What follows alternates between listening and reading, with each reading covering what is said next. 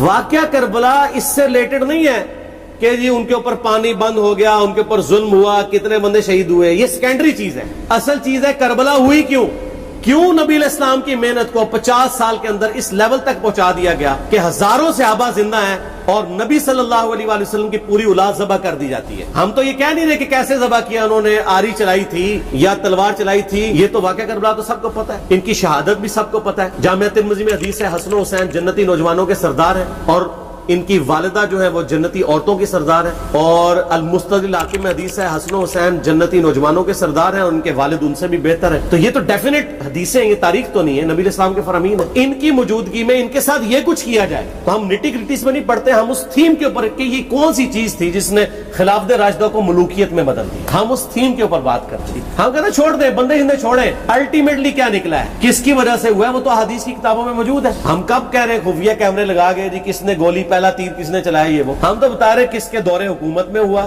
اور ان کا اپنا کردار کیا تھا، اس کو کس طریقے سے لا کے تخت پہ بٹھایا گیا. وہ ساری کی ساری چیزیں تو سامنے ہیں، وہ تاریخ کی کتابیں نہیں ہیں، حدیث کی کتابیں ہیں.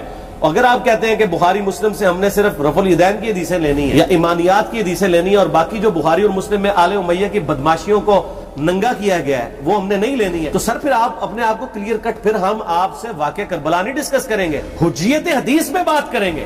آپ کو اپنے آپ کو منکرین حدیث کہنا پڑے گا، یہ آپ اسکروٹنگ کیسے کریں گے؟ اس سے بڑی بات مجھے یہ بتائیں کہ عظمت صحابہ بڑی چیز ہے یا عظمت محمد رسول اللہ صلی اللہ علیہ وآلہ وسلم؟ تو بریلوی یہی تو رونا رو رہے ہیں، وہ کہہ رہے ہیں جی قرآن میں تھوڑی آیات ہیں، آپ پھر مڑ مڑ کے پڑھتے ہیں قل انما انا بشر مثلکم، اس میں تو نبی علیہ السلام کی تنقیص ہو رہی ہے.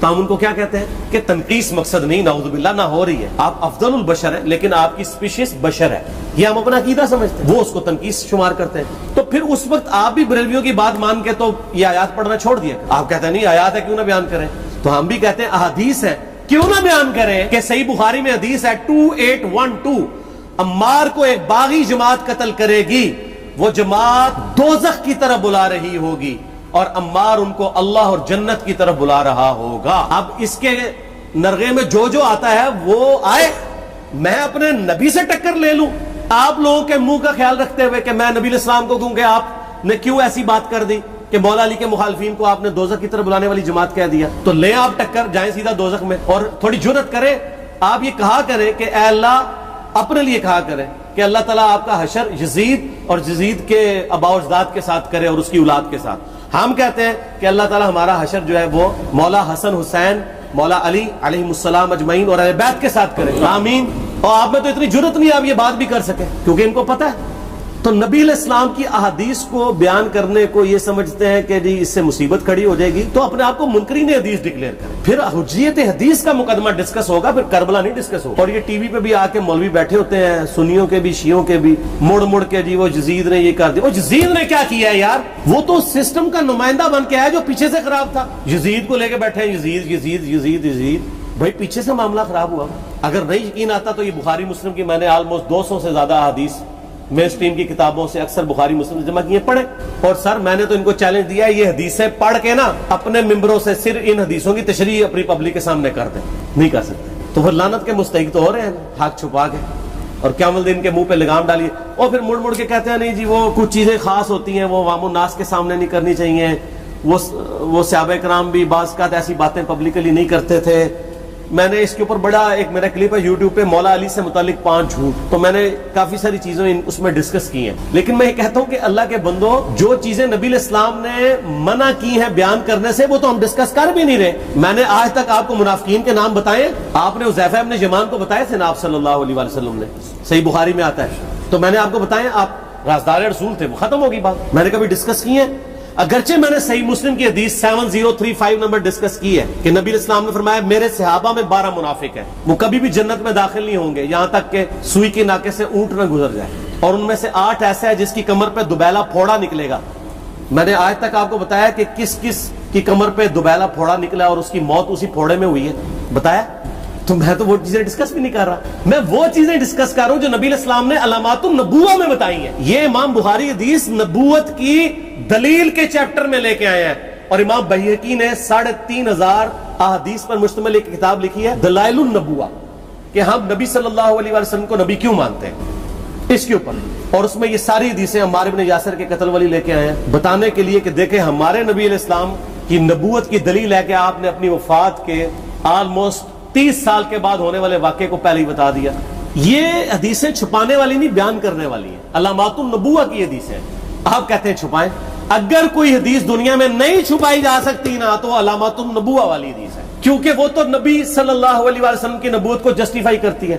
ورنہ میرا ایک معصومانہ سوال ہے کہ نبی صلی اللہ علیہ وسلم نے یہ باتیں کر کے ان کے زوم میں نعوذ باللہ امت کو مصیبت میں ڈال دیا۔ آپ نے خود ہی فرمایا کہ یہ ہوگا، کیوں فرمایا آپ نے؟ میں تو بیان کر کے مجرم ہوں، تو جس نے مجھے خبر دی ہے ان کے بارے میں آپ کا کیا خیال ہے؟ یہ مسند احمد کی حدیث یہ میں نے گھر بیٹھ کے بنائی ہے کہ میری بیوی کا کیا حال ہوگا جس پہ حوض کے کتے بھونکیں گے۔ تو سیدہ عائشہ سے مجھ سے زیادہ نبی الاسلام کو محبت تھی، لیکن آپ اللہ کے پیغمبر تھے، آپ نے اپنے گھر کی خبر بھی نہیں چھپائی، بتا دی کہ یہ ہوگا۔ اور اس سے بڑھ کے آپ صحیح بخاری میں دیکھیں عمار بن یاسر کا خطبہ ہے، میں نے یہ سارا، پریشان نہیں ہونا، یہ ریسرچ پیپر میں سارا کچھ موجود ہے اور کوئی چیز بھی ایسی نہیں جو اس میں سکپ ہو۔ صحیح بخاری میں خطبہ ہے کہ عمار بن یاسر کو مولا علی نے بھیجا کوفے میں، کوفے والے نیوٹرل ہو گئے تھے کیونکہ بصرہ سے سیدہ عائشہ آ رہی تھیں، اور وہاں پہ انہوں نے کہا نہ ہم سیدہ عائشہ کا ساتھ دیں گے نہ مولا علی کا دیں گے، تو عمار بن یاسر کو تیار کرنے کے لیے، یعنی وہاں کے جو عوام تھی اس قتال کے لیے مولا علی نے بھیجا۔ تو سیدنا عمار بن یاسر نے وہاں پہ کوفے کے ممبر پہ خطبہ دیا، بخاری کے الفاظ ہیں، اوپر والی سیڑھی پہ عمار بن یاسر نے حسن ابن علی کو بٹھایا، حالانکہ حسن ابن علی سے 4 گنا بڑی عمر تھی عمار بن یاسر کی، 90 پلس ہو چکے ہوئے تھے، 3-4 گنا ان کی عمر تھی، لیکن اہل بیت کا احترام کیا، خود نچلی سیڑھی پہ بیٹھے۔ بخاری کے الفاظ ہیں کہ اے لوگو اللہ نے تمہیں آزمایا ہے، ایک طرف دنیا اور آخرت میں تمہارے نبی کی بیوی ہیں سیدہ عائشہ، دنیا اور آخرت میں، یعنی عزت اپنی جگہ قائم۔ یہاں لوگ سمجھتے ہیں کسی کی غلطی آ گئی تو پتہ نہیں کیا ہو گیا، وہ یار اس کا مرتبہ اپنی جگہ ہے، غلطی اپنی جگہ ہے، پیغمبر نہیں ہے وہ۔ اور دوسری طرف علی ابن ابی طالب ہے، اللہ اب دیکھے گا تم عائشہ کی اطاعت کرتے ہو یا اللہ کی، علی کی نہیں اللہ کی۔ کیوں؟ یا ایھا الذین آمنوا اطیعوا اللہ واطیعوا الرسول واولی الامر منکم، ان کا اولو الامر مولا علی ہیں، ان کی اطاعت واجب ہے۔ یہ اللہ نے آزمایا ہے کہ اللہ کی اطاعت کرتے ہو یا عائشہ کی۔ اور آپ حیران ہوں گے یہ حدیث امام بخاری حضرت عائشہ کی فضیلت والے چیپٹر میں لے کے آئے ہیں۔ اگر امام بخاری مشورہ کر لیتے نا ناسبیوں سے تو انہوں نے کہا تھا سر آخری صحیح رکھو، پچھلے والا رہن دو، بلکہ پچھلے والا رکھو آخری والا رہن دو۔ کہ عائشہ دنیا اور آخرت میں، وہ حدیث گھڑنے کا میں آپ کو طریقہ بتاتا ہوں، کاٹ چھانٹ کرنے کا۔ وہ آدھی حدیثیں لکھتے ہیں، آدھی حدیث ایسے لکھتے ہیں امام بخاری کہ سیدہ عمار بن یاسر نے خطبے کے دوران فرمایا کہ سیدہ عائشہ دنیا اور آخرت میں تمہارے نبی کی بیوی ہے، بس۔ لیکن امام بخاری نے پوری حدیث لی، آگے وہ بھی ڈالا ہے کہ اللہ آزما رہا ہے کہ عائشہ کی اطاعت کرتے ہو یا اللہ کی، جیسے آپ کے علماء کر رہے ہیں۔ صحیح مسلم کی حدیث 6488 آدھی بیان کرتے ہیں، سارے مولوی بریلوی دیوبندی اہل حدیث سب، میرے صحابہ کو برا مت کہو، اگر تم میں سے کسی نے احد پہاڑ کے برابر بھی سونا خیرات کر دیا اور میرے صحابہ نے 1 مد یعنی 600 گرام خیرات کی، آدھا کلو، اس کے آدھے کو بھی نہیں پہنچ سکتے، بس۔